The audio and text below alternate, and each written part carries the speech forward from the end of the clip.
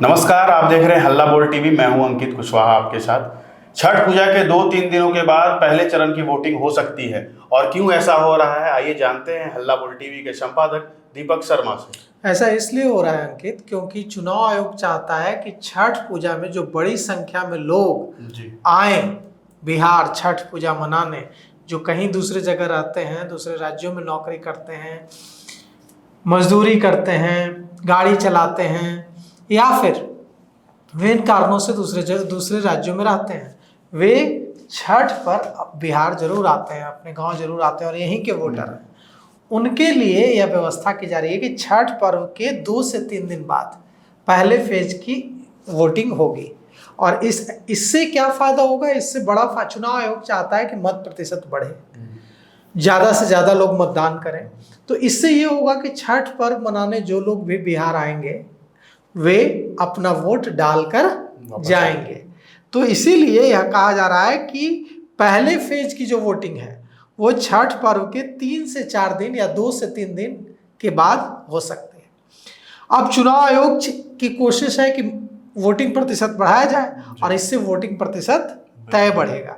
मतलब 31 अक्टूबर से लेकर 2 नवंबर तक पहले चरण की वोटिंग हो सकती है। 31 अक्टूबर से लेकर 2 नवंबर तक पहले चरण की वोटिंग हो सकती है। दूसरा चरण 5 से 7 नवंबर को हो सकता है। क्यों? क्योंकि जो लोग आएंगे वो जरूरी तो नहीं है कि वो पहले चरण में ही वोट पड़े उनका। ऐसा तो भी हो सकता है कि उनके क्षेत्र में वोटिंग दूसरे चरण में हो।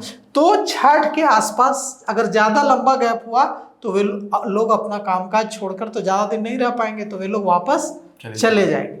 तो इसीलिए छठ के तुरंत बाद वोटिंग होगी और पहले चरण का मतदान हो सकता है 31 अक्टूबर से लेकर 2 नवंबर तक और दूसरे चरण का मतदान हो सकता है 5 से 7 नवंबर तक।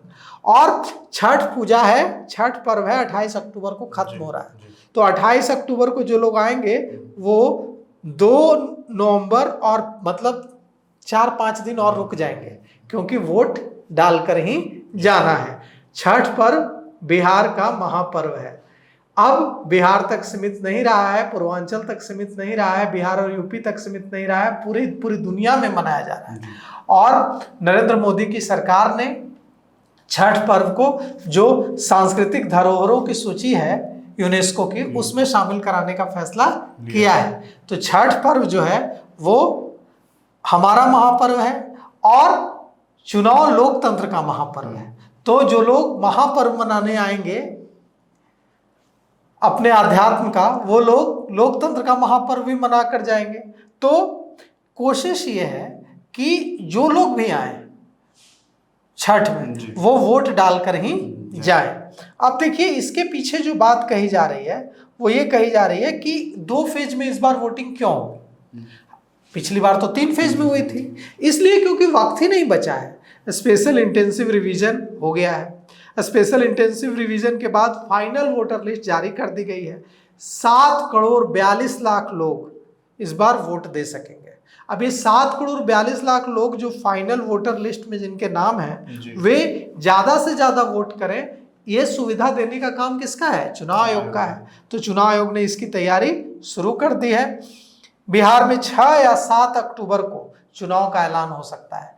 क्यों हम ऐसा कह रहे हैं कि 6 या 7 अक्टूबर को चुनाव का ऐलान हो सकता है? क्योंकि 4 और 5 अक्टूबर को मुख्य चुनाव आयुक्त ज्ञानेश कुमार अपने साथी चुनाव आयुक्तों के साथ डॉक्टर SS संधू और विनीत जोशी के साथ बिहार में होंगे। 2 दिन के बिहार दौरे पर होंगे और चुनाव की तैयारियों का जायजा लेंगे। 5 अक्टूबर की शाम वे दिल्ली के लिए रवाना हो जाएंगे और इसके बाद चुनाव की तारीखों का ऐलान हो सकता है। 22 नवंबर 2025 को मौजूदा विधानसभा भंग हो जाएगी, यानी उससे पहले जो नई विधानसभा है उसका गठन किया जाना जरूरी है। अब सिर्फ कितने दिन बचे हैं? 52 डेज, 52 दिन बचे हैं। पिछले चुनाव में सितंबर के आखिरी हफ्ते तक चुनाव का ऐलान किया गया था, लेकिन इस बार ऐसा नहीं हो पाया और अक्टूबर के पहले सप्ताह तक चुनाव का ऐलान नहीं हो पाया है। इसकी वजह क्या है? इसकी वजह है SIR, स्पेशल इंटेंसिव रिवीजन। 2000 अगर हम पीछे फ्लैशबैक में जाकर देखें तो 2020 में 25 सितंबर को चुनाव का ऐलान हुआ था, 2015 में 16 सितंबर को नोटिफिकेशन जारी हुआ था, 2010 में 27 सितंबर को चुनाव का ऐलान हुआ था।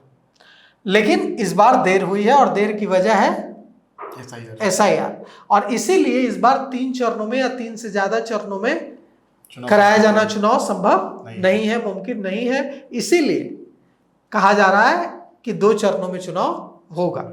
अब देखिए 2 फेज में चुनाव होंगे क्योंकि टाइम बहुत कम है।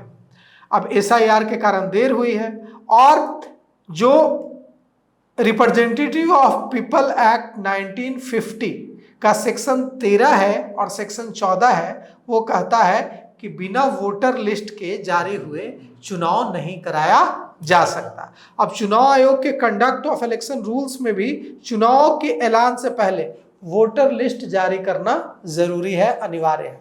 तो अभी वोटर लिस्ट जारी हुई है, फाइनल वोटर लिस्ट जारी हुई है। इसमें ये जो फाइनल वोटर लिस्ट जारी हुई है, इसमें 7 करोड़ 42 लाख लोग मतदाताओं के नाम हैं, और यही जो मतदाता हैं ये बिहार की सरकार चुनेंगे, यह तय करेंगे कि बिहार का मुख्यमंत्री कौन होगा, बिहार के मुख्यमंत्री की कुर्सी पर कौन बैठेगा। 2 चरणों में चुनाव कराया जाना इसलिए भी मुमकिन है कि पहले बिहार में नक्सल प्रभावित क्षेत्रों की संख्या बहुत ज्यादा थी, और नक्सली क्या करते थे कि चुनाव बहिष्कार का ऐलान कर देते थे, लोगों को डराते धमकाते थे कि अगर वोट डालने जाओगे तो हाथ काट लेंगे, गोली मार देंगे। इस वजह से उन क्षेत्रों में, नक्सल प्रभावित क्षेत्रों में लोगों को सुरक्षा देने के लिए भारी सुरक्षा व्यवस्था का इंतजाम करना पड़ता था, लोगों को घर से निकलने की हिम्मत देनी पड़ती थी। अब वो हालत रही नहीं है। बिहार में जो 2024 में गृह मंत्रालय की रिपोर्ट के मुताबिक बिहार में नक्सल प्रभावित जिलों की संख्या बहुत कम हुई है। अब राज्य के 38 में से महज 8 जिले, औरंगाबाद, गया, जमुई, कैमूर, मुंगेर, लखीसराय, नवादा और रोहतास ही नक्सल प्रभावित हैं, और वहां भी बहुत ज्यादा प्रभाव नहीं है, बहुत आंशिक रूप से प्रभाव है। तो ऐसा लगता नहीं है कि इस बार वोट बहिष्कार का कोई बड़ा नारा दे पाएंगे नक्सली। अब इसीलिए कहा जा रहा है कि पहले फेज की वोटिंग छठ पर्व के 3 से 4 दिन बाद होगी, और छठ पर्व में जो बिहार लौटे लोग होंगे वो अपना वोट डालकर ही वापस जाएंगे। अभी देखिए यह कहा जा रहा है कि चुनाव के नतीजे 10 नवंबर से पहले चुनाव के नतीजे आने की संभावना है। ऐसी संभावना है कि चुनाव के नतीजे 10 नवंबर से पहले आ जाएंगे। अभी तक अगर हम फ्लैशबैक में जाकर देखें तो अभी तक लास्ट फेज का जो मतदान होता है, लास्ट फेज की जो वोटिंग होती है, उसके 3 दिन बाद मतगणना हो जाती है। तो अगर लास्ट फेज की वोटिंग 7 नवंबर को होती है तो 10 नवंबर को रिजल्ट, अगर 5 नवंबर को होती है तो 8 नवंबर को चुनावी नतीजे आ जाएंगे। तो बहुत कम समय बचा है। अब जल्द ही आपको पता चल जाएगा कि बिहार का मुख्यमंत्री कौन होगा, क्योंकि 10 नवंबर, ऐसा जो हमारा गणित कह रहा है, जो पत्रकारों का गणित कह रहा है, वो गणित यह बता रहा है कि 10 नवंबर से पहले पहले चुनाव के नतीजे आ जाएंगे। अब देखिए यह जो 17वीं विधानसभा का कार्यकाल है, यह 22 नवंबर 2025 तक है। 22 नवंबर से पहले नई सरकार का गठन किया जाना है, और भारतीय संविधान के अनुच्छेद 172 में कहा गया है कि सामान्य परिस्थिति में राज्य की विधानसभा का कार्यकाल पहली बैठक की तारीख से 5 साल तक होगा, और इसके बाद विधानसभा स्वतः भंग हो जाएगी। अब बिहार की जो 17वीं विधानसभा है, इसकी पहली बैठक कब हुई थी? इसकी पहली बैठक हुई थी 23 नवंबर 2020 को। इसका मतलब है कि 22 नवंबर 2025 तक इस विधानसभा का कार्यकाल है। अब एक और बड़ा सवाल है। बड़ा सवाल ये है कि ये तो ठीक है कि चुनाव आयोग ने अपना होमवर्क पूरा कर लिया और 10 नवंबर तक रिजल्ट भी आ जाएंगे, लेकिन जिनको चुनाव लड़ना है उनकी क्या तैयारी है? उनकी भी तो तैयारी है। नहीं, महागठबंधन में सीट शेयरिंग फाइनल नहीं, एनडीए में सीट शेयरिंग फाइनल नहीं।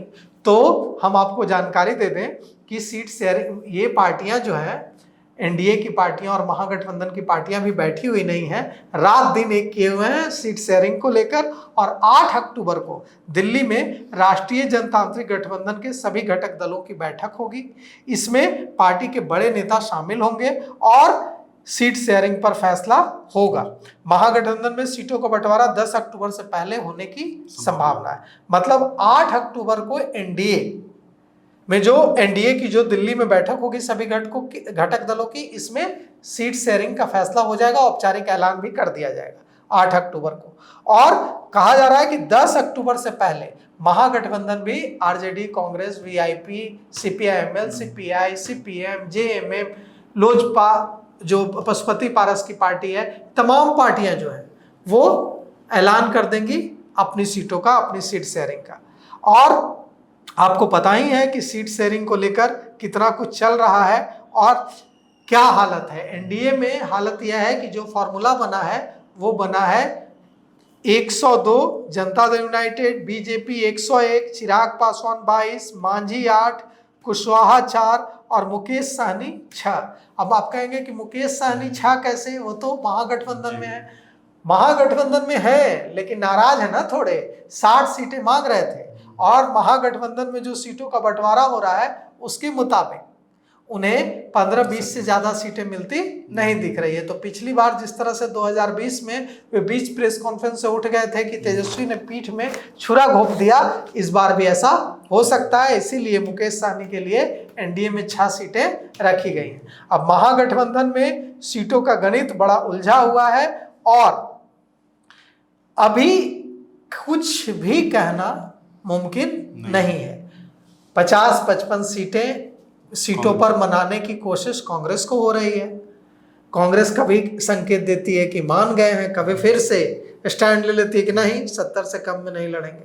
उसी तरह से जो पार्टियां हैं सीपीआईएमएल, वो सीपीआईएमएल कह रही कि पिछली बार हम माले कह रहा है कि पिछली बार भाई हम 40 सीटों पर लड़े थे और 40 सीटों पर लड़कर 19 सीटों पर जीत गए थे। पिछली बार हम 19 सीटों पर लड़े थे और 19 सीटों पर लड़कर 12 सीटों पर जीत गए थे। तो जब हम पिछली बार 19 सीटों पर लड़े थे और 12 सीटों पर जीत गए थे, तो इस बार हमें कम से कम 40 सीटें चाहिए। उसी तरह से मुकेश सहनी की मांग भी बड़ी है। कांग्रेस जो है पिछली बार 70 सीटों पर लड़कर महज 19 सीटें जीत पाई थी। तो कांग्रेस का कहना है कि चुन चुन कर ऐसी सीटें दे दी गई थी जिस पर जीत बहुत मुश्किल हो रही थी, और अगर मेरे जगह पर कांग्रेस की जगह पर दूसरी पार्टियां भी लड़ती तो मुश्किलात आते। तो कांग्रेस का कहना है कि इस बार हम विनिंग प्रोबेबिलिटी वाली सीटें लेंगे, ऐसी सीटें लेंगे जहां जीतने की ज्यादा संभावना है। तो अब देखिए क्या कुछ होता है। और इस पूरे मामले में यह जो पूरा मामला है यह किस ओर जा रहा है, इस ओर जा रहा है कि अगर सीटें को जो सीटों का तालमेल है इसे लेकर सबको नहीं बनाया गया तो हो सकता है कि एनडीए के एक सदस्य महागठबंधन में चल जाए और महागठबंधन के एक सदस्य एनडीए में आ जाए, यह भी हो सकता है। और इसके लिए भी बातचीत बहुत दूसरे लेवल पर चल रही है। एनडीए के एक सदस्य, नाम भी बताते हैं, उपेंद्र कुशवाहा पर डोरे डाल रहा है महागठबंधन, और इधर मुकेश सहनी पर एनडीए डोरे डाल रहा है। तो देखिए क्या कुछ होता है। बहुत उलटफेर संभव है अगले 4 से 5 दिनों में। तो आपने सुना, आपको क्या लगता है अपनी राय कमेंट बॉक्स में जरूर दें। आगे की खबरों के लिए बने रहें हल्ला बोल टीवी के साथ। धन्यवाद।